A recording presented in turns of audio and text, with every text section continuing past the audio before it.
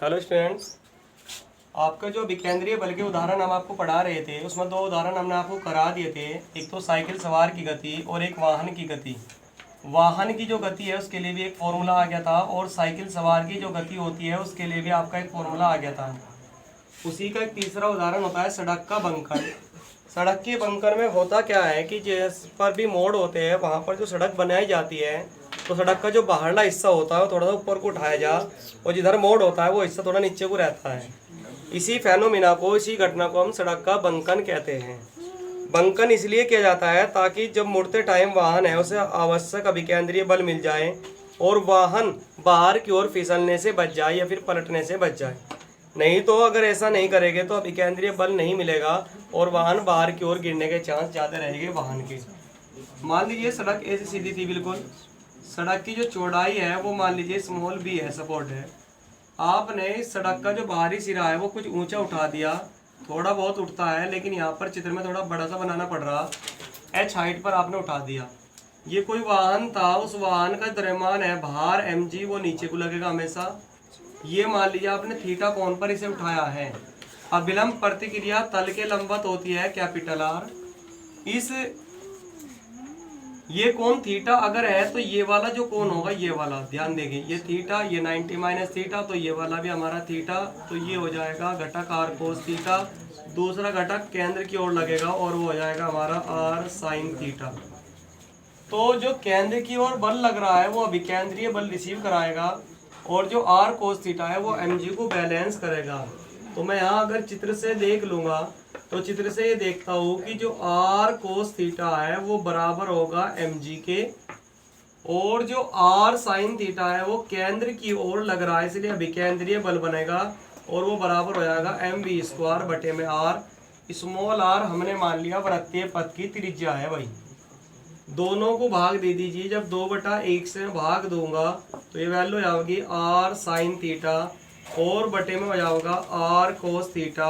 ये वैल्यू हो जाएगी mv² बटे में आर और बटे में mg। m तो m कट जाएगा, ये वैल्यू बच जाएगी v² बटे में आर और इंटू में g। आर तो आर कट जाएगा, साइन थीटा बटे कोस थीटा बराबर टेन थीटा। वही फॉर्मूला जो कि साइकिल सवार के लिए आपका आया था, ये आ जाएगा।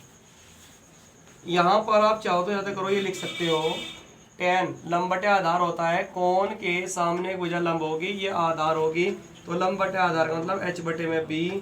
तो यहाँ पर अगर आपको सड़क की चौड़ाई दे रखी हो तो आप सड़क की ऊंचाई ज्ञात कर सकते हो कि कितना हमने ऊपर की तरफ उठाया है सड़क को, बाहरले हिस्से को। ठीक है, एक और आपका टॉपिक होता है और वो जो आपका टॉपिक होगा वो होगा अपकेंद्रीय बल।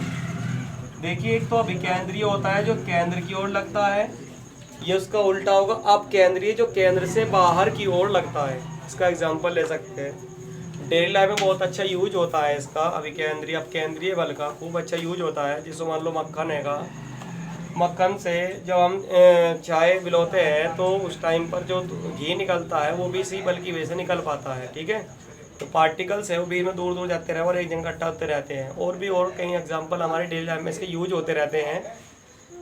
जैसे कि तुमने देखो मेले वगैरह में अगर कभी गए हो तो मेले में एक बहुत गोल चक्री सी होती है, उस गोल चक्री सी को घुमाइए और उसके ऊपर एक सिक्का रख दीजिए। जब तक वो घूमता रहेगा सिक्का कहाँ की ओर गिरेगा, बाहर की ओर। जैसे मान लो घर में चक्की है या कहीं चक्की देखी हो तुमने, कोई गोल गोल घूमती हुई चीज़ कोई भी ले लीजिए, जो भी कोई वस्तु अपनी अक्ष पर घूम रही है और उस पर आपने कोई चीज़ रख दी तो वो जो सिक्का है या जो ऑब्जेक्ट है, जो पत्थर है, वो हमेशा बाहर की ओर जाओगे।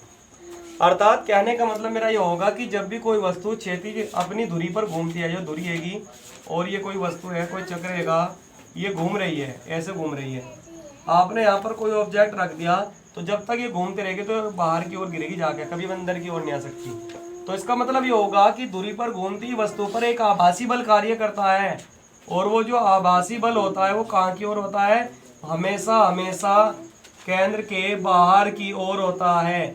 और जो बल बाहर की ओर लगता है उसी को हम क्या कहते हैं, अपकेंद्रीय बल कहते हैं। अपकेंद्रीय बल की जो वैल्यू होती है वो अभिकेंद्रीय बल के समान होती है। तो इस हिसाब से अपकेंद्रीय जो बल होगा आपका, अपकेंद्रीय बल का फॉर्मूला बन जाएगा F बराबर, या तो फॉर्मूला बनेगा mv² बटे आर, एक फॉर्मूला तो ये होता है, या फिर आपका दूसरा फॉर्मूला आ सकता है F बराबर एम आर ओमेगा का स्क्वायर। ठीक है भाई, ये दो फॉर्मूले आपके आ जाएंगे। बस भाई आज के लिए इतना काफ़ी है आपको।